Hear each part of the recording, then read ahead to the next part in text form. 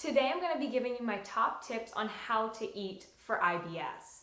So IBS is actually commonly linked to hormonal imbalances, so I am going to be focusing more of a metabolic approach to this, as well as what foods that you should be eating, because your hormones are directly related to your digestion.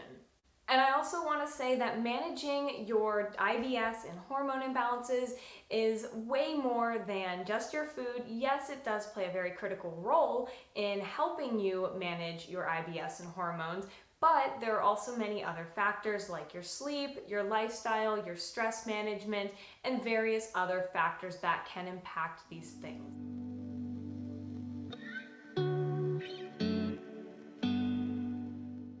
Hey everyone, my name is Megan Garza and I'm a holistic health coach and yoga instructor, and I'm also the CEO of Megan Garza Wellness.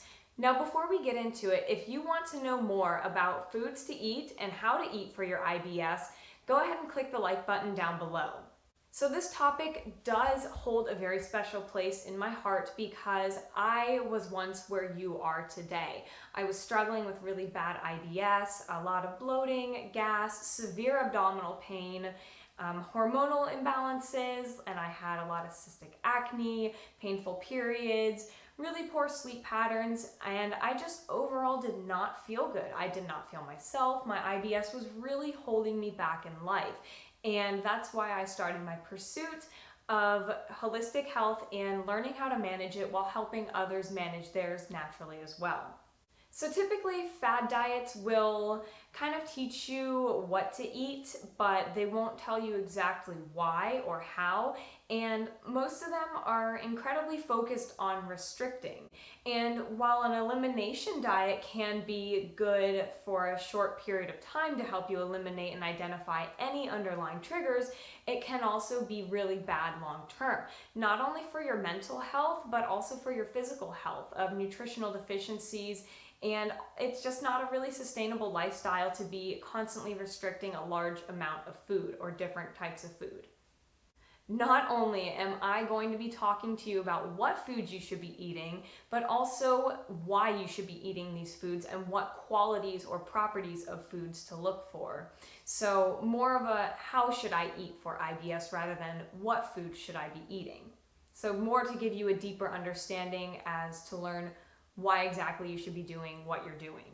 So the number one thing that you could be doing is consuming more high quality fats. Fat is the building block for hormones, and your body actually makes hormones from cholesterol.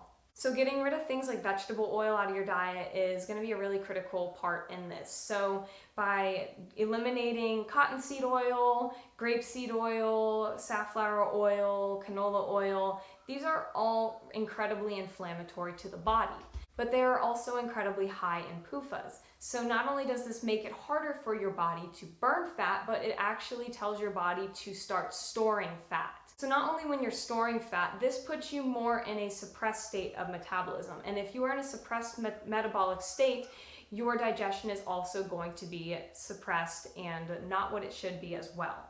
So consuming more traditional fats like beef tallow and grass-fed butter, coconut oil, these are all a really great place to start because they are saturated fats. And saturated fats allow your body to actually burn fat. So this puts you more in a pro-metabolic state to help your digestion be a lot smoother. Would you put water in your car to lubricate the engine, or would you put oil in the car to lubricate the engine? It's the same thing with our intestines. So I'm not saying that drinking water is not important, but the fats are what actually help us digest and eliminate. Number two would be consuming more bioavailable protein. So this is protein that is better broken down, digested, and assimilated. And I'm sorry to say, but plants are not the same as animals when it comes to protein bioavailability. Animal protein is broken down much better and is in a much usable form for your body. You can absorb way more protein from animals than you can from plants. So this would mean including more things like shellfish, gelatinous foods, high quality dairy such as unprocessed form of dairy like yogurts or milks or sour cream, pastured meats, and pastured eggs. Sometimes it takes a little bit longer to work up to actually ingesting dairy, but over time, as the lining in your intestines heal, you might find that you are better able to digest dairy.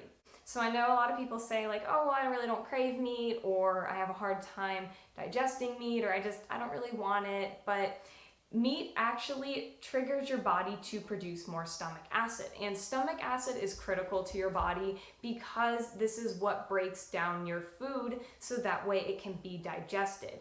If you aren't producing enough stomach acid, you might have symptoms like bloating, gas, you might see food in your stool, and ultimately this can lead to malabsorption. So making sure that you're eating enough meat and producing stomach acid is a step in the right direction.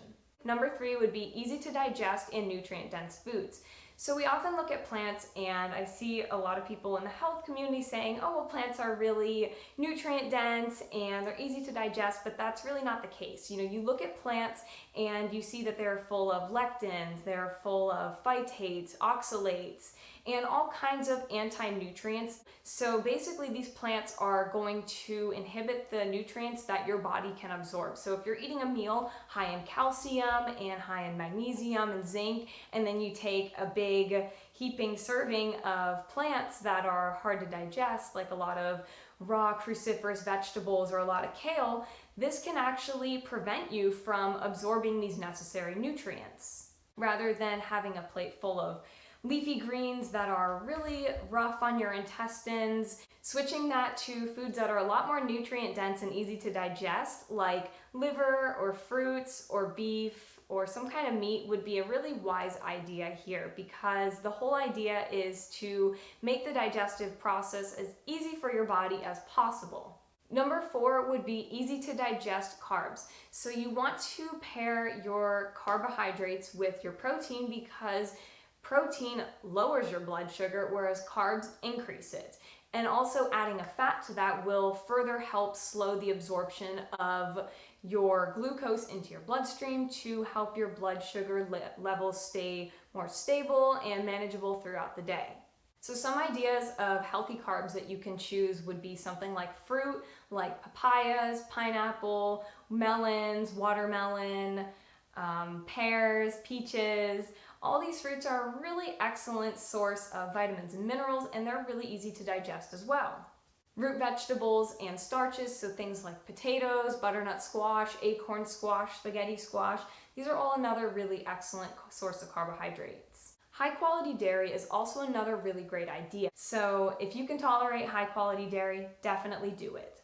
Bee pollen is another really great source of carbohydrates. It's really high in a lot of enzymes and also B vitamins. Some sugars that you can use would be like coconut sugar and brown sugar. These are just sugars that you can use to add some more carbs throughout the day.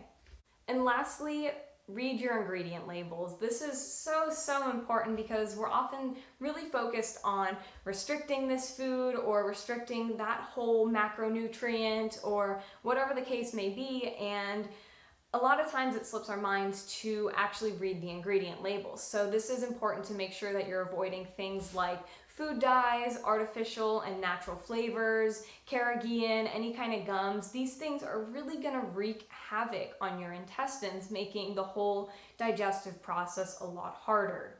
And also avoiding pesticides, so when possible, always buy organic, because this does help lower your toxic burden to your body. When in doubt, just eat real food. So a quick little rundown of everything that I went over is eating high quality fats. So switching the vegetable oil for things like coconut oil, beef tallow, ghee, grass-fed butter, and other saturated fats like that. Easy to digest and nutrient dense foods. So really cutting back on your intake of raw leafy green vegetables, raw cruciferous vegetables, even nuts and seeds can be really hard and irritating to the lining of the gut, and really opting for things that are a lot more healing and nutrient dense, like liver, fruit, steak, and other kinds of meats that are much better for your body to absorb, and even eggs are a really great option. Number 3 is bioavailability, and this is basically how easily your body absorbs all of the protein that you are getting and the nutrients from the food. So you want to look for options that provide better and more easily absorbed forms of protein, like eggs, bone broth, dairy, seafood, shellfish, and meats. Number 4 is easy to digest carbs. So pro-metabolic carbs like fruit juices, dairy, root vegetables, and unrefined sugars. And lastly, reading ingredient labels is really important because it really lets you know what exactly is in your food and how that is going to work with your body. So those are all the tips that I have for how to eat for IBS. If you want to learn more, I have a really awesome freebie that I'm going to link down in the description below. It is a checklist on how to balance your hormones and your digestion, so that way you can get the results that you want of glowing skin, better moods, and a healthy weight. Thank you so much for watching. I hope that you found these tips useful, and I will see you in the next video.